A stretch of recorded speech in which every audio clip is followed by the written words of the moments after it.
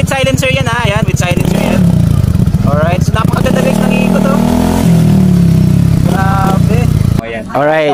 Okay, Marjo, the best. Kaya kuha ko sa inyo. Dito na kayo. Marjo.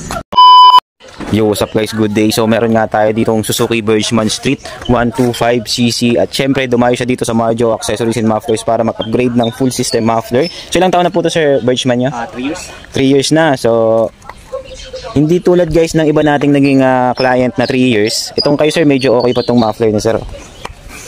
Maalaga kayo sir sa motor no? Oo sir. Ilang odo na po nito? Check natin. 70. 72k odo guys oh. Grabe. Shoutout kay sir guys. Tingnan nyo naman 72k odo. All stock sir. Karamihan dito di ba po? Yes sir. Ayan oh guys. 72k odo. Yung stock muffler ni sir ay talagang intact pa rin. So naniniwala ako guys sa sinasabi na depende talaga sa owner guys.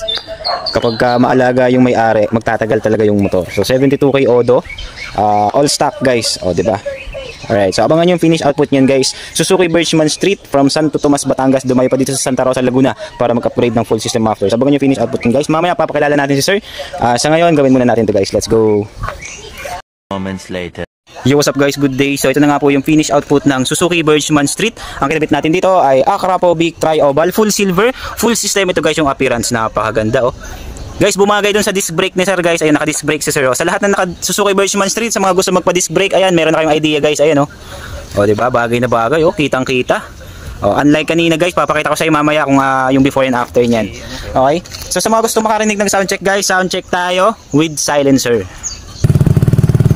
Alright guys, ganyan siya kapag naka-idle ano. So, pre, isang rev.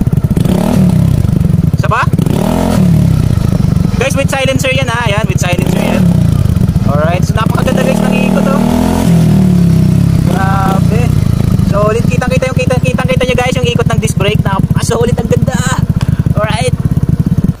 So yun guys, narinig nyo naman kung gaano kasolid yung tunog. With silencer yun guys, kaya tahimik lang. So, pero amaze na amaze ako guys, naka-disc brake sa sir, bagay na bagay ano, sa ano to, conversion to guys. Lupet, lupet, ang ganda. So yung client natin ay dumayo pa from Santo Tomas, Batangas guys. From Santo Tomas, Batangas, dumayo pa dito sa Santa Rosa, Laguna para magpapakabit ng ating full system muffler. So syempre, sir, okay lang po ba tanungin kita sir? Oh, sir. Syempre tanungin natin si sir kung anong masasabi niya. Hello sir, magandang umaga. Sir, ano pong pangalan nila? BJ. Sir BJ, ano pong masasabi niyo sa kinabit nating muffler and elbow? Kaya kuha ko sa inyo. Dito na kayo. Marjo. Alright sir, thank you, thank you. Baka meron po kayong mga shoutout, mga babatian. Kay Ryan, Ryan Works. Sa disc brake. Yan, okay yan. Alright. Okay, Marjo, the best. Okay sir, thank you sir, thank you. Ride safe po, ride safe.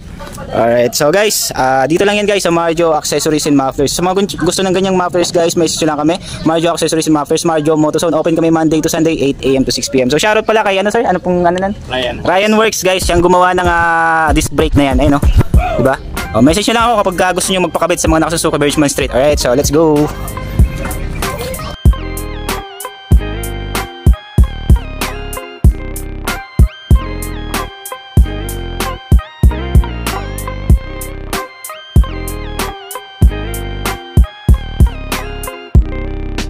So yun guys, pauwi na si sir.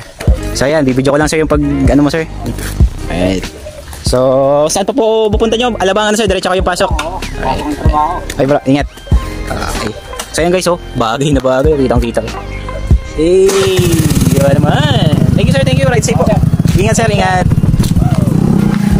You know, punta natin guys. Pakita natin yung disc brake. O diba? Thank you sir, thank you.